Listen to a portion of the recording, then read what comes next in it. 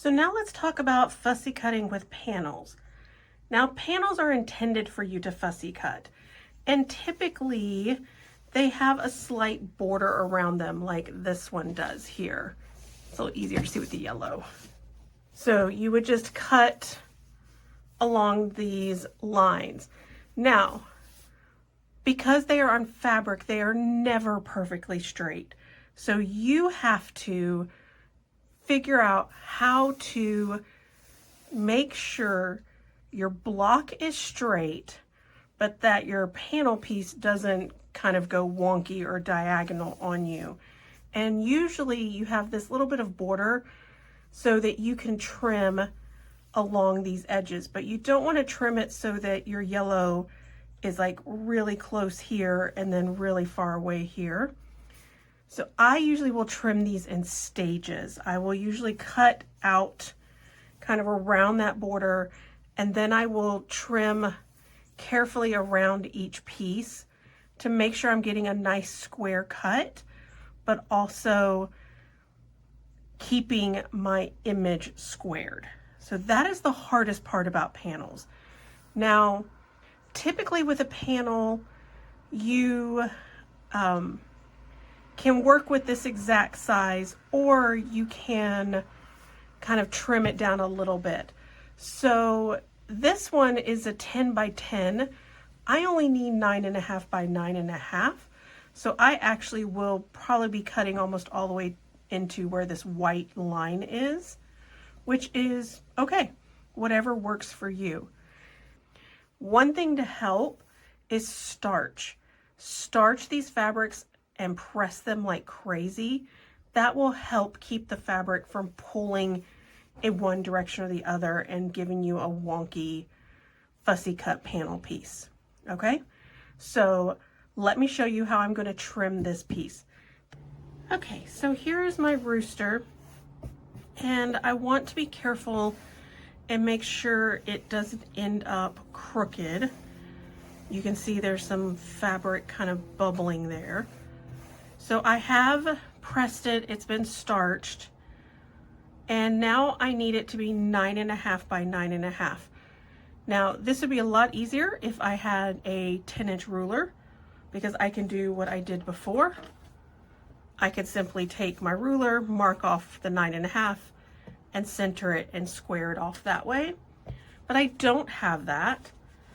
So I'm going to take this ruler, which is, I think, 8 by 14. And if I'm correct, I believe the 9.5 is about a 1/4 inch off this little white border. So if that's a 1/4 inch off the border, 9.5 is here. That's a 1/4 inch off the border. Now you can see right here, that is a little bit closer than that. So that is something we will have to stretch and pay attention to. So I'm going to right now just trim everything a 1/4 inch from that white line. And that'll get me the starting point to get my 9.5 piece.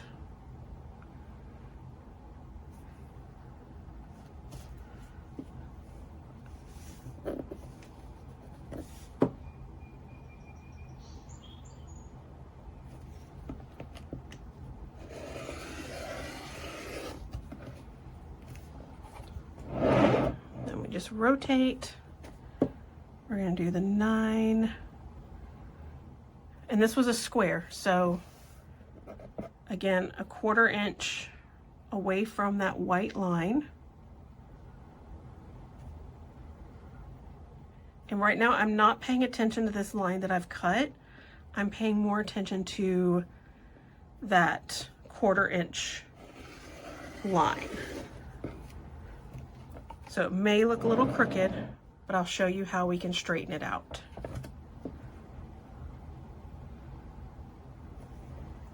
This one needs to come this way just a little. So you just gently tug to kind of get it where you need it.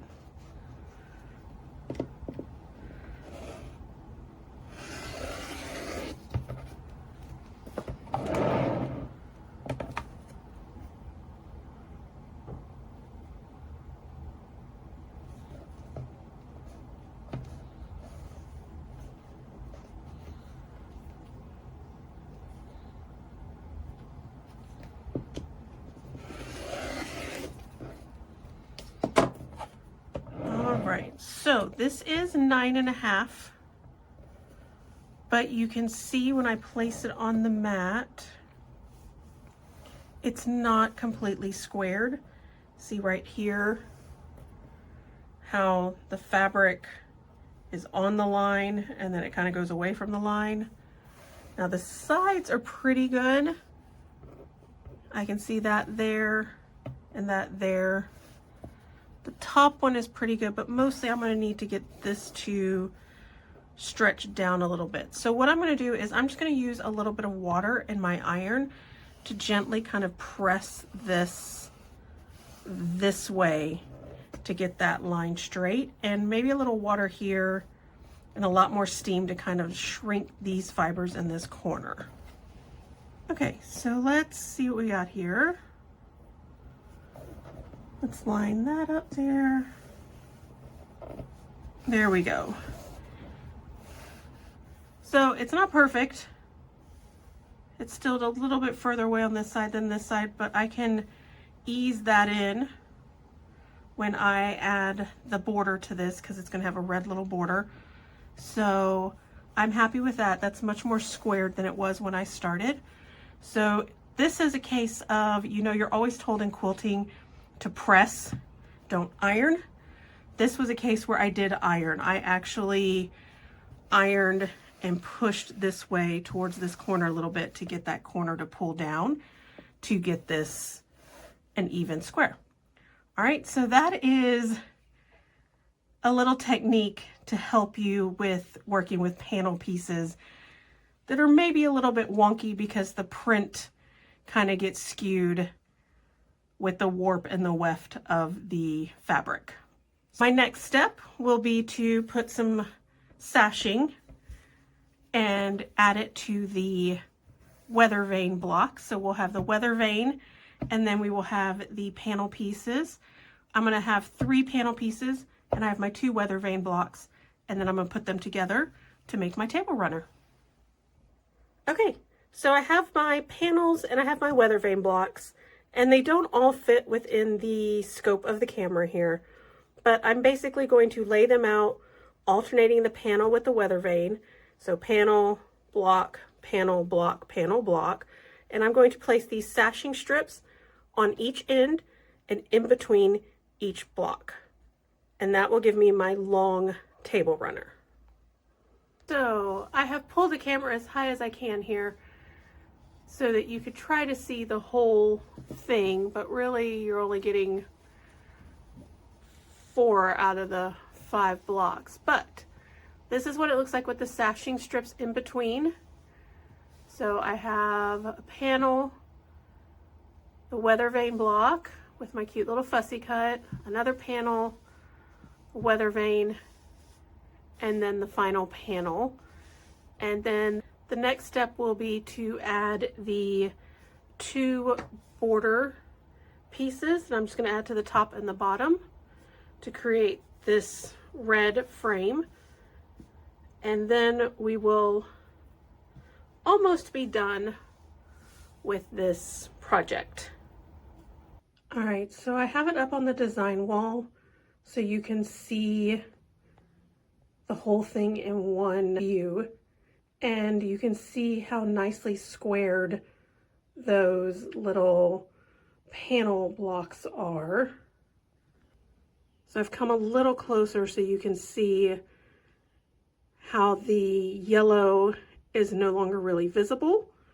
It's just that white kind of flower border, and how nice and square that block is because of the way that we kind of pressed and ironed it to get it squared, even though it was kind of like that whenever we first cut it out. So this is what we have. We just have to add the borders on, and then it will be ready to be quilted and be put on my table for a really fun and festive event. I love these little chickens. They're really cute. All right, so here is the finished table runner. I've added the borders now. If you need the tutorial for making the Weathervane block, that is below, also in the description. So this is the Weathervane Farm Feather Folk Table Runner. Thanks to Benartex for the fabric for this tutorial. And now it's your turn. Go make something beautiful.